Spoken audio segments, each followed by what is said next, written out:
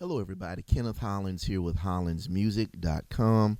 Thank you so much for taking a few minutes and watching this video. Now, what I have for you today is something that I believe will help you if you are a musician, that you play for your church or you play for a ministry. And there may be times within the actual service itself where you need to play worship style chords or play some chords that are appropriate for that particular moment in the service, depending on your worship style, for your church. But what I'm going to do right now is show you how you can take some really, really simple chords and expand them and make them appropriate for times like that, and how you can really create some really nice things just using some really basic chords. So first I'm going to demonstrate this. We're going to do it in the key of D major, and then I'm going to break it down for you and show you exactly what I did. All right, here we go.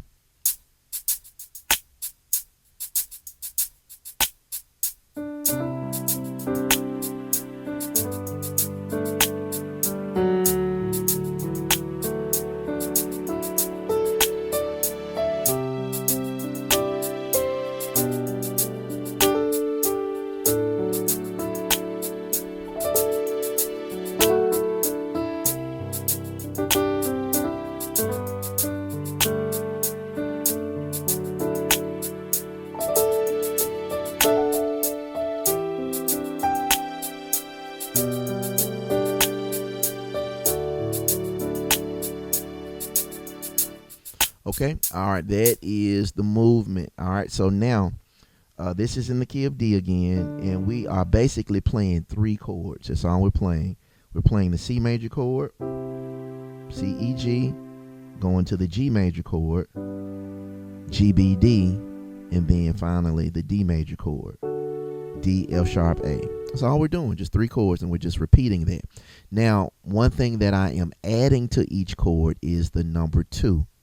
Okay, you can do that to a major chord, and the 2 is simply found by wherever your root is in the key of this. In the instance of this C major, we're just going to go up a whole step to the right from the root. So C is the root, we're going to go up a whole step. Okay, just 2 keys, and so my 2 is D. Okay, so I'm going to play this for my C major, C, D, E, G. Let's do the same thing with the G major. Okay, all right, let's find the 2, which is just a whole step up to the right from the G, just 2 keys up. All right, so now we have G, A, B, D. All right, so we're going to use that for our G major chord, and then finally the D major chord. Okay, let's go up a whole step from the root to the right. Okay, and that is the 2. Okay, D, E, F sharp, A. We're going to use that for the D major chord. All right, so that's one thing that I did. I added the 2 to each chord. Okay, and then let me just keep repeating that. So that's one thing.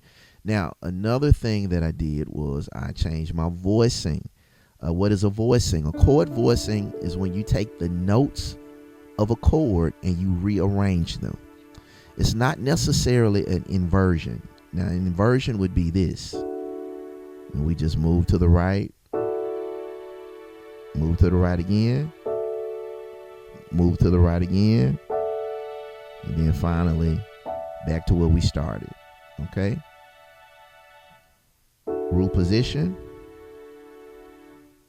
first inversion, second inversion, third inversion, back to root position. Okay, I'm not necessarily talking about inversions. I'm actually talking about rearranging the actual notes of the chord. So for example, if these are our 4 notes that we're using, look at them like colors, like you're painting a picture. Okay, the D color, the E color, the F sharp color, the A color, and you have a blank canvas, and you can paint on that blank canvas whatever picture you want, but you only can use these 4 colors. Think of it like that. And so let's see if we can come up with an arrangement or a voicing that sounds good. Okay, not necessarily an inversion, but a different arrangement.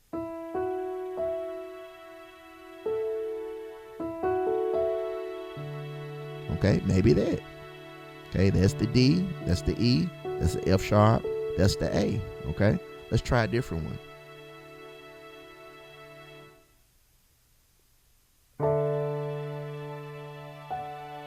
Okay, that's a possible voicing that we could use. Let's try a different one.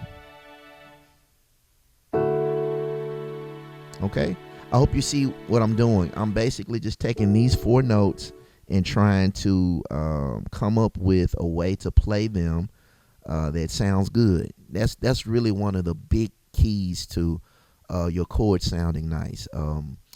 Coming up with different voicings that are really good. So for example, I could play C major like this, or I could play C major like that, or I could play it like that, or so it's a 1,000 different ways you can play different chords. And so that's a very, very important key when it comes to coming up with really, really nice chord voicings, having really, really nice arrangements of your chords. And you discover that by sitting down and experimenting. Okay, so that's the second thing I'm doing. Third thing I'm doing is I'm playing what I call alternate bass notes. So whatever my bass note is, right here's C, right here's G, right here's D. I am actually changing that to another note that's in the chord. So instead of C, I can play E or G as an alternate or a different bass note, and it really gives you another sound. Okay, you would think, well, it's not that dramatic, but if you use it the right way, it really can be.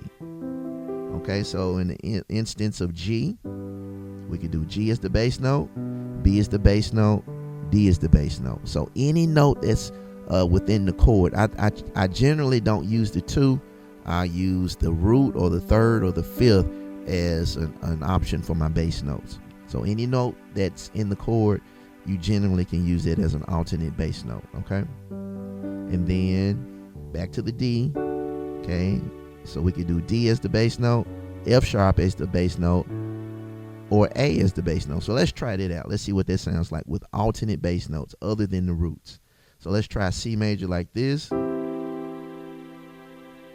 G major, D major. All right, let's keep going. Alternate bass notes.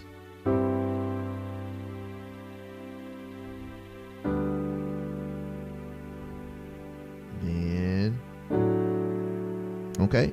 So that's the general idea. So now let's take everything that I showed you, these basic chords with the 2, these basic chords with the 2 in different voicings,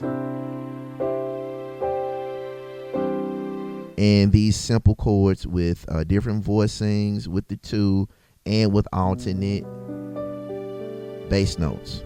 Okay, and then last thing, you also can create little melodic lines to connect your chords. Now that's another really, really powerful thing. For example,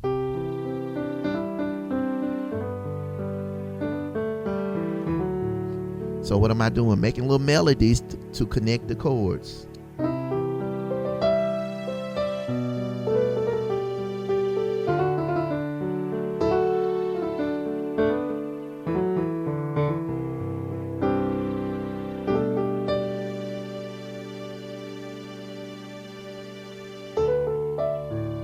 Okay, all right, so let's put all of that together and see how it sounds. Okay, here we go.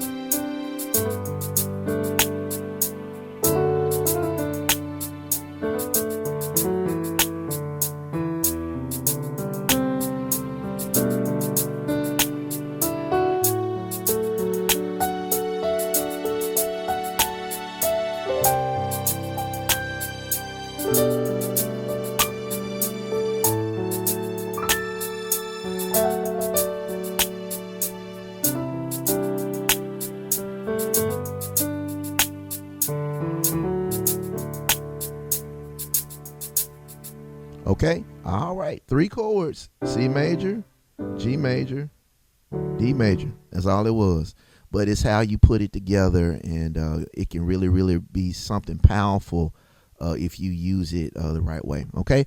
I hope that was helpful. I hope you really enjoyed that. And always remember, you can go to my website, hollandsmusic.com. I have several different lessons for each skill level: beginner, intermediate, advanced, things that I really believe will help you.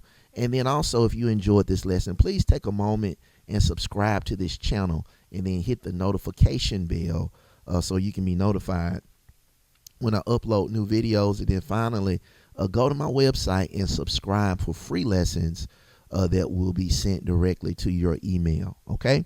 All right. Thanks again for taking some time and watching this video. And always remember, HMPI, we're serving gospel musicians all over the world.